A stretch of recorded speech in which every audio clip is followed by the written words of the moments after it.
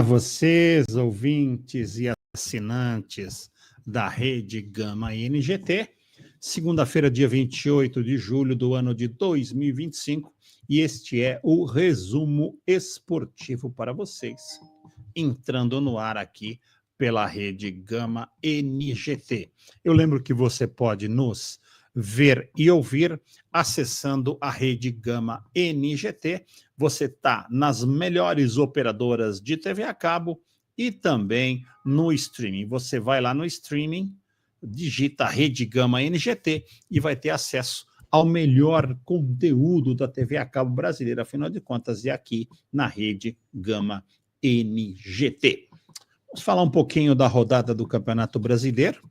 Tivemos 10 jogos, né? Rodada completa, sábado e domingo, sem nenhuma invenção de segunda-feira à noite.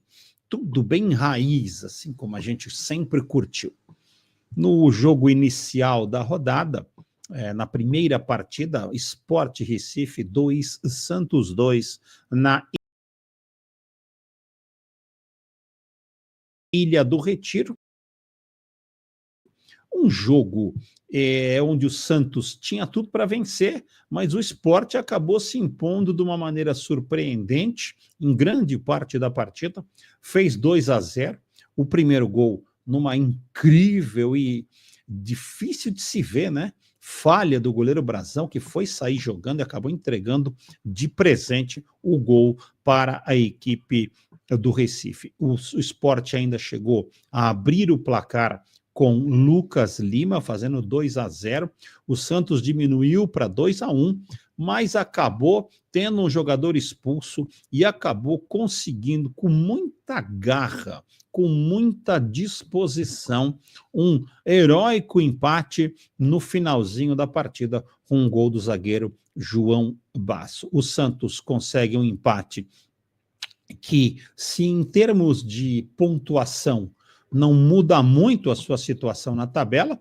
afinal de contas, quem está lá embaixo ficar empatando não quer dizer absolutamente nada, mas em termos de disposição, em termos de motivação para a próxima rodada, para as próximas rodadas, é muito importante o Santos não ter perdido num lugar onde todo mundo está ganhando, né? O Sport Recife vem tendo uma campanha péssima, a pior campanha da história dos pontos corridos é da equipe da Ilha do Retiro, e isto pode causar, na minha opinião, já até causou o rebaixamento da equipe, porque o Sport, com míseros 5 pontos, não teria que fazer uma campanha de campeão no segundo turno para poder escapar do rebaixamento. São, no mínimo, 45 pontos.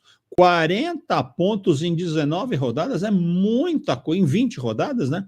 É muita coisa, é muito difícil, principalmente porque no segundo turno as equipes começam a ter objetivos definidos, então geralmente o segundo turno sempre é muito mais difícil do que o primeiro.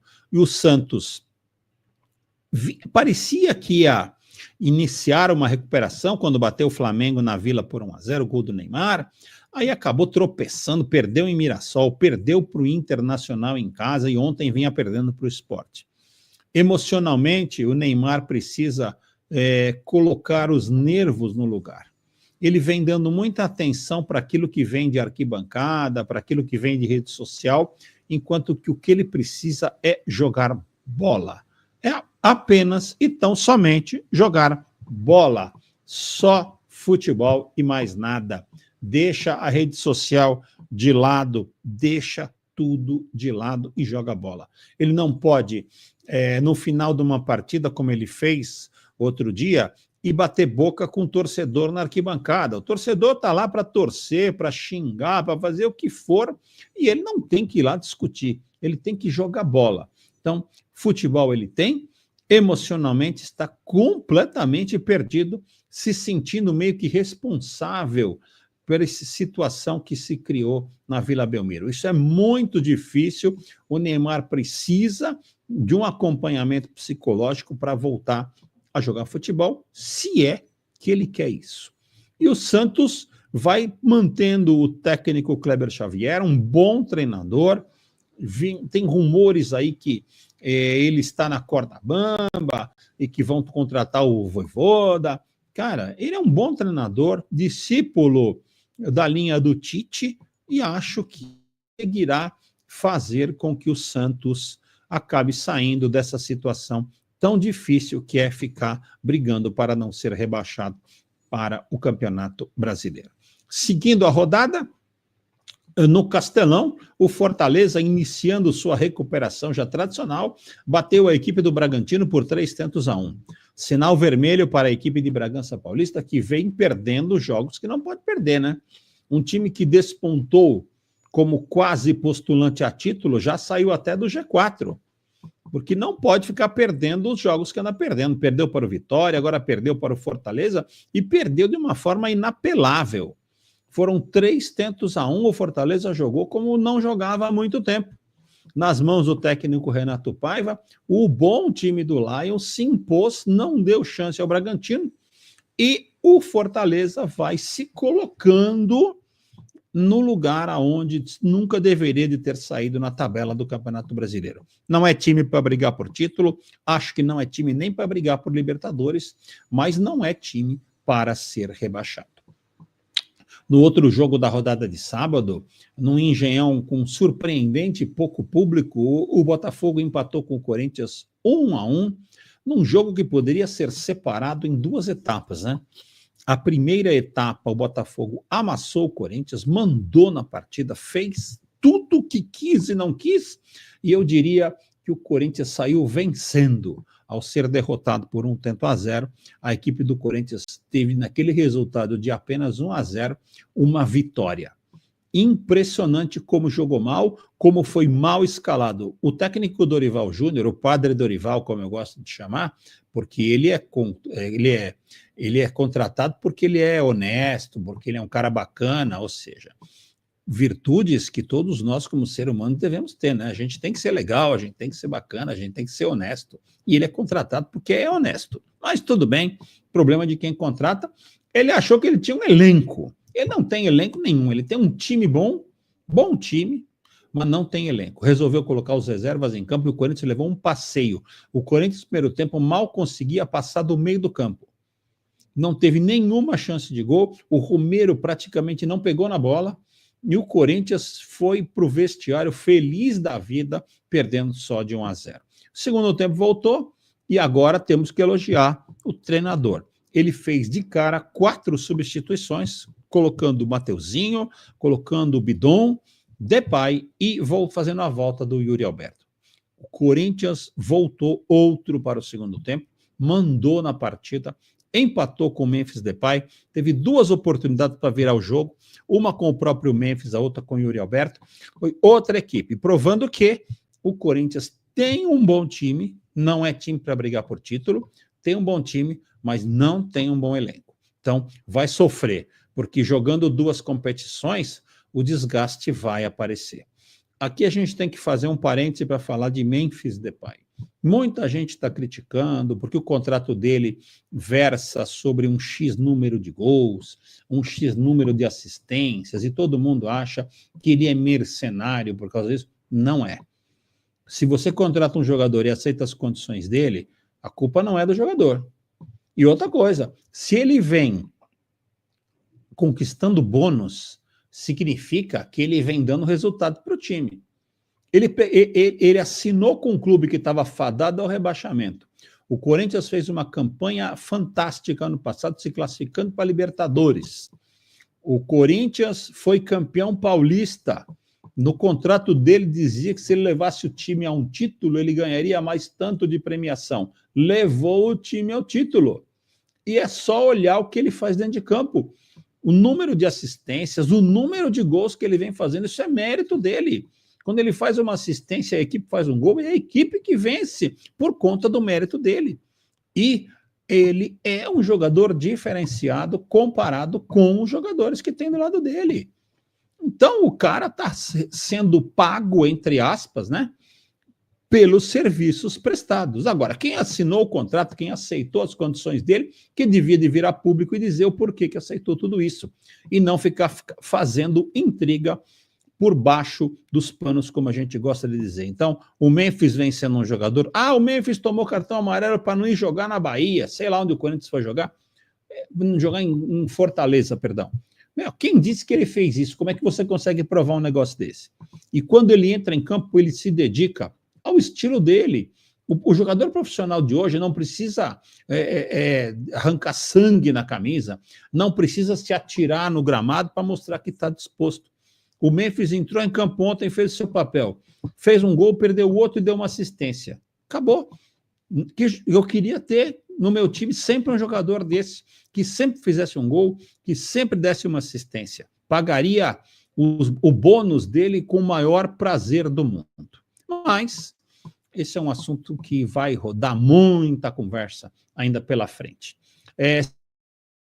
Do Mirassol 1, Vitória 1, é um resultado assim que, como que a gente diria, se fosse antes de começar o campeonato, a gente falaria, um grande resultado para o Mirassol, empatou com Vitória, porque todo mundo dizia que o Mirassol era Mirassol e mais 3 que iam cair. O Mirassol hoje é o 7º colocado, com 25 pontos, ou seja, muito próximo de chegar nos 45, que é o grande objetivo da equipe paulista, uma equipe muito bem estruturada, com um público paciente, um torcedor bastante entendido de como funciona o futebol profissional e um time que vem jogando bem, com seus jogadores medianos e um treinador em ascensão, Rafael Guanais. O Mirassol tinha tudo para conseguir mais uma vitória, mas a gente achava que o futebol tinha uma certa lógica e o futebol é tão apaixonante porque ele não tem esta lógica. 1 para o Mirassol, 1 para o Vitória. Louve-se o bom trabalho que vem iniciando o Fábio Carille na equipe baiana. Já conseguiu uma vitória na rodada passada, agora consegue um bom empate em Mirassol, onde muita gente já perdeu e muita gente ainda vai perder. E o Vitória, com esse pontinho, vai se mantendo fora da zona de rebaixamento. Acabou sendo um bom resultado. Fechando a rodada no Allianz Parque, sábado, 21 horas, Palmeiras 1, Grêmio 0. Palmeiras jogou 15 minutos. Parece que cronometrado. 15 minutos o Palmeiras jogou, fez 1-0 num bonito gol do Facundo Torres, aí parece que desligou, entrou no piloto automático e começou a administrar o resultado. Cedeu uma oportunidade claríssima de gol ao Grêmio com o Pavon, que só não empatou o jogo porque o Everton estava lá para fazer um milagre. E no segundo tempo, a equipe do Grêmio tentou, mas por uma grande deficiência técnica. Esse time do Grêmio, se é um time que precisa de reforços, é o Grêmio. Parece que vão vir bons reforços aí na janela de transferências, mas precisa urgente, porque o Mano Menezes tem uma série de jogadores apenas e tão somente limitados e que não conseguem desenvolver o que se espera de um jogador de uma equipe como o Grêmio de Futebol Porto-Alegrense. 1 para o Palmeiras, 0 para o Grêmio. Alá Abel Ferreira. Pragmaticamente, o Palmeiras se mantém na briga pelo título. A rodada de domingo começou com um atropelo do São Paulo contra o Fluminense. 3-1, um passeio da equipe tricolor, que ainda se deu ao luxo de perder um pênalti com a Arboleda. O Crespo vem fazendo o Luciano voltar a jogar com vontade, não que não tivesse vontade, mas voltar a ter aquela disposição, aquela gana. Você olha para o Luciano em campo, parece que ele vai atrás de um prato de comida quando ele tenta atacar. Realmente, um cara que se identificou com o Crespo, se identificou com a camisa tricolor e vem fazendo ótimas partidas. Ontem, jogando muito bem à frente, o Luciano conduziu a equipe tricolor à vitória por 3-1. O Fluminense parece que não consegue ser o mesmo da Copa do Mundo de Clubes. Acredito ser apenas um momento passageiro na equipe das Laranjeiras. Volto a dizer, o São Paulo atropelou. O resultado ontem quase foi um pouco mais apertado quando o Fluminense diminuiu para 2-1, mas o São Paulo, impondo um jogo bastante intenso e vertical, acabou vencendo por 3-1. Louve-se o excelente trabalho inicial do Crespo, que, com o mesmo elenco do Zubeldia, vem fazendo esses caras jogarem. O Zubeldia, todo mundo dizia, mas ele não tem o Lucas, não tem o Oscar e não tem o Caleri. E não tem o Fábio Maia, o Pablo Maia, perdão, também. O Crespo continua sem esses 4 jogadores e vem fazendo a equipe jogar. Vamos ver se ele vai conseguir manter esse nível de intensidade. Mas como a gente está aqui para analisar a rodada do final de semana, nada mais do que elogiar muito este bom treinador argentino, Hernán Crespo. No outro jogo das 16 horas, o Cruzeiro perdeu em casa para o Ceará por 2-1 e de virada. Esse sim, um resultado absolutamente surpreendente. Cruzeiro com o Mineirão lotado, abriu o placar ao seu estilo, pressionando, jogando com intensidade, e de repente a equipe do Ceará acabou virando por 2-1. Justamente o Ceará, que vinha numa descendente, perdeu 2 jogos em casa, perdeu para o Corinthians e perdeu para o Mirassol em casa. Todo mundo imaginava que o Ceará seria goleado em Belo Horizonte, e o que aconteceu foi uma virada do Ceará. A equipe do Cruzeiro se perdeu emocionalmente e não conseguiu reverter este resultado. Um ótimo resultado para a equipe cearense, que vai se mantendo ali naquela metade da tabela. No outro jogo também ontem, na Bahia, o bom time do Bahia atinge o 4º lugar no campeonato ao bater o Juventude por 3-0. Quem acompanha os meus comentários desde o início do Brasileirão, eu sempre venho falando. Sempre venho, é meio chato, né? Mas tudo bem, eu venho falando que o Bahia é um time perigoso. O Bahia é um time que joga da mesma forma dentro e fora de casa. O Bahia joga reativamente, o Bahia agride, é um time de um futebol moderno, e a gente ouviu falar muito da equipe baiana nesse Campeonato Brasileiro, e ela chega num 4º lugar, merecidamente, bateu o fraco time do Juventude, é claro, por 3-0, mas vem fazendo o seu papel e vem subindo em muito na classificação. Já já a gente vai ver a classificação e vocês vão poder notar que a equipe baiana chega num bom 4º lugar, desbancando o Bragantino dessa situação. Nos 2 jogos mais à noitinha, Internacional 1, Vasco da Gama também 1. A equipe Cruz Maltina fez um primeiro tempo muito bom em cima de um mau jogo da equipe gaúcha. O Vasco perdeu inúmeras oportunidades, poderia ter resolvido a partida no seu primeiro tempo, mas fez apenas 1-0. O jogo mudou no segundo tempo, o Inter com várias alterações, mudando as peças, colocação do Carboneiro, que é um ótimo jogador, um colombiano Carboneiro. O Inter acabou empatando no finalzinho com o Vasco em 1-1. O grande detalhe dessa partida foi a situação da expulsão do goleiro Léo Jardim. Ele já tinha um cartão amarelo por fazer cera e no final da partida acabou pedindo um atendimento médico, sentou-se no pé da trave e pediu atendimento médico. O árbitro acabou dando, o Flávio, ele acabou dando o tempo médico para que ele fosse atendido, mas assim que terminou o tempo médico, o Flávio Rodrigues levantou o segundo cartão amarelo e consequente expulsão do goleiro Léo Jardim. Criou-se uma polêmica, afinal de contas, o goleiro tem a prerrogativa de ser atendido dentro de campo, só que o árbitro também tem o direito de interpretar se ele estava fazendo cera ou não.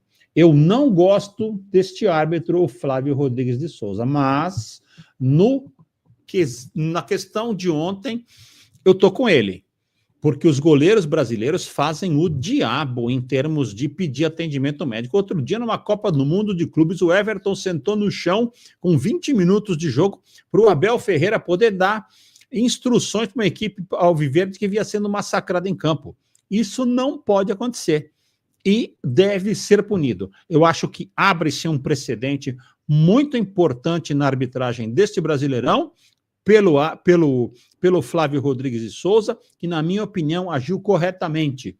Eu até acho que o Léo Jardim pediu atendimento médico para que fosse feito com mais tranquilidade uma substituição de um jogador contundido, sem que o Vasco ficasse com um a menos, e acabou ficando, porque o goleiro foi expulso e, na minha opinião, muito bem expulso.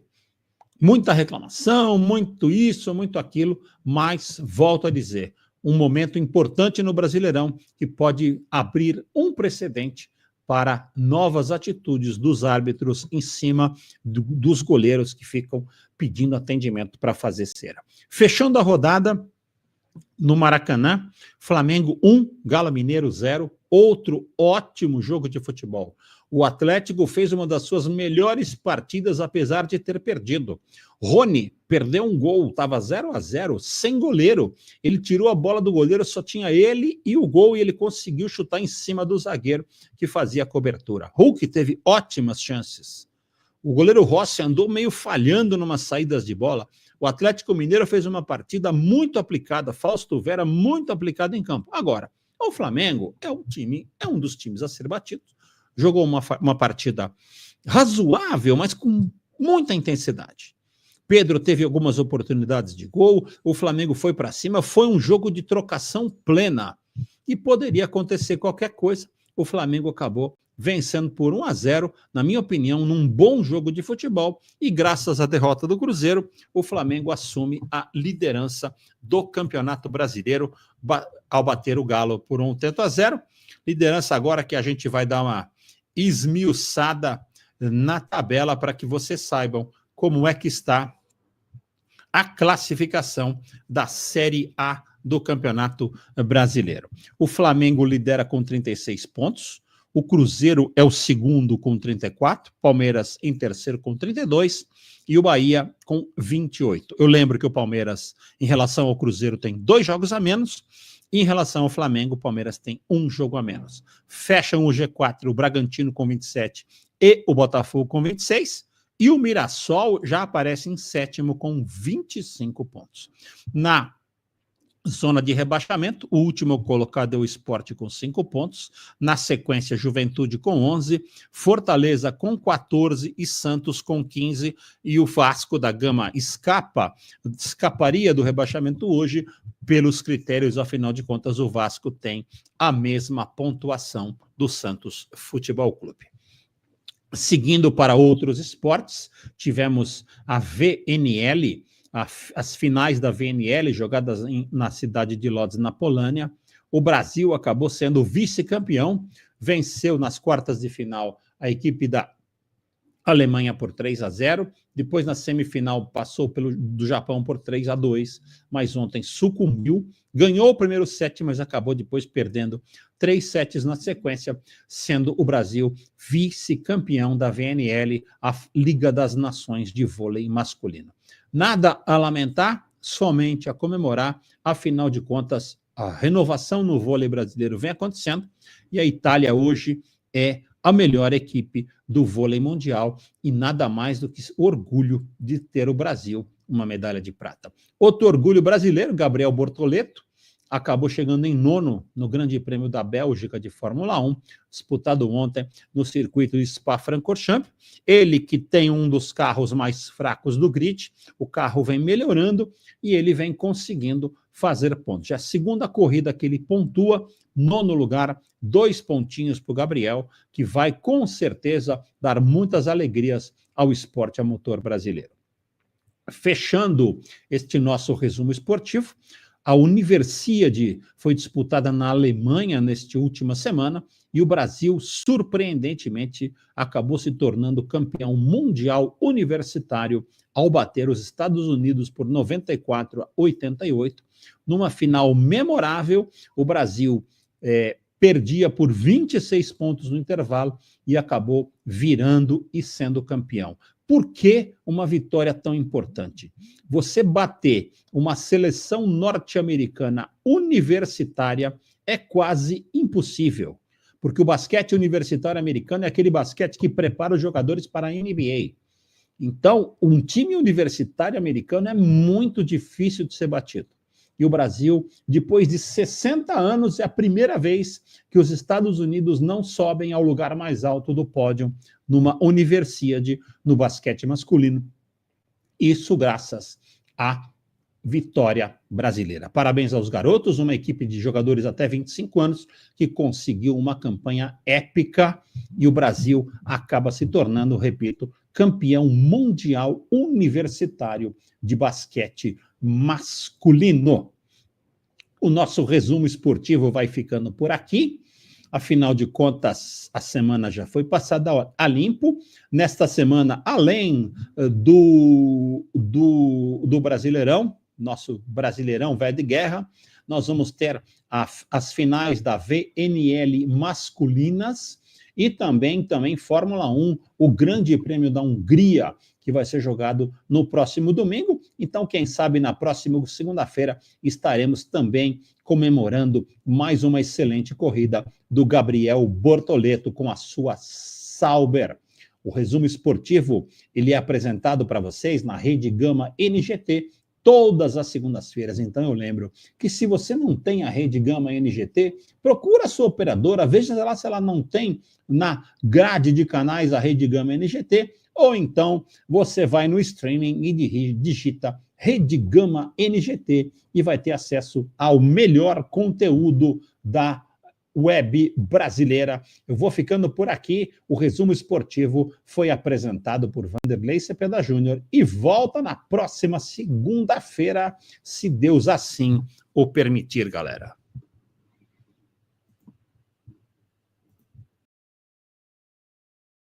A emoção do futebol está aqui.